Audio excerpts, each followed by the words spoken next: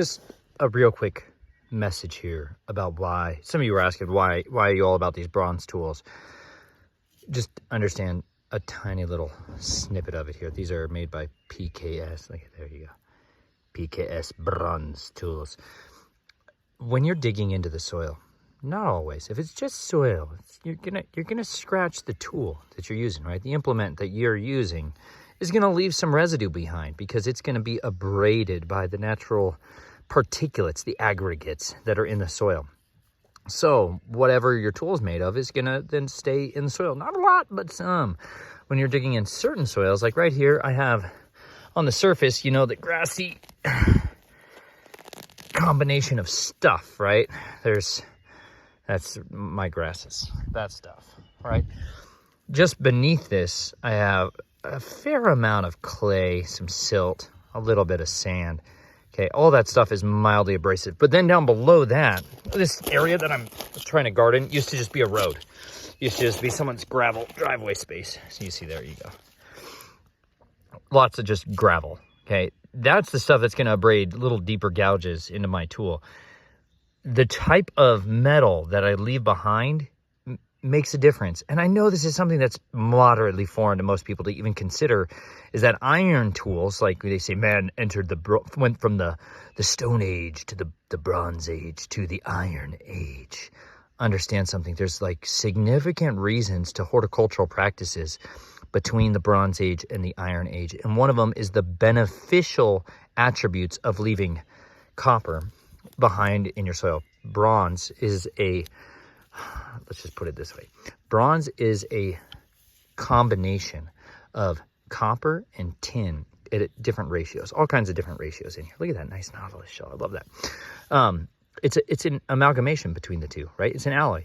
So the majority of what's in here is just copper, which is fantastic. Copper is one of the most critically essential minerals your plants need. Absolutely, your body needs it. But when we get it back in the soil, it's a place where it can be beneficially rooted up. I like this. This is my, let's see, comfrey, true comfrey. I'm putting this super sad, soggy, guaranteed to be definitively root-bound comfrey that's just depressed and miserable and sad. We're going to give him access to the wonderful plethora of life known as the soil. But if I use an iron tool, right, I'm leaving, or steel, like most of you are used to. You go to the whatever store, Home Depot, garden supplies, tractor supply, whatever. You go there and you pick up your tool. It's almost all based off iron. Iron tools deposit iron back into the surface. Literally over time, long enough, these tools will erode away until there's very little left. That iron is highly reactive. Iron is one of the most unstable elements. And so this is why we get things like rust, iron oxide. When we leave that in the soil, it's a detriment to the soil. We're trying to actually mitigate generally the quantity of iron that's in our soils. It's not something that the plant is looking to like hook up with. The plant's like, please, apple trees aren't on a massive mission all the time to try to pick up iron molecules. They do want copper. Your body, you bloody people, we need copper on a regular basis, right? It's generally the thing that our bodies are most deficient in because our soils are most deficient in it. So by utilizing a tool like this, I'm imparting little tiny micro traces of a mineral that my plants need. So something to consider. I have no affiliation whatsoever with any of the people that make any of these things. I'm just a fan of studying nature and replicating it. And when I just always want to make bronze tools because, you know, David fought Goliath with the bronze sword and all the rest of it. You know, I'm like, I think that's how we can kill the hybrids, you know? And then I realized I'm kind of hybridized and most of us are hybridized and I don't want to kill all the people anymore. I just want to grow great food and try to turn people back to life. So live dangerously. Go out and plant some plants. Copper tools. Go to Home Depot. Buy some copper. Bend it into shapes that could be advantageous, like this one. This is actually what we use the most around here. I use that shovel a lot, that tiny little gardening tool too. But this little awl, you know, this is often called a, dibbler. This is really important because the method I use here, you guys, with all the mulch, I lay down cardboard on top of things as a weed suppressant, as a way to suppress the plants from growing that are currently here. And then I just bury it in depths of mulch.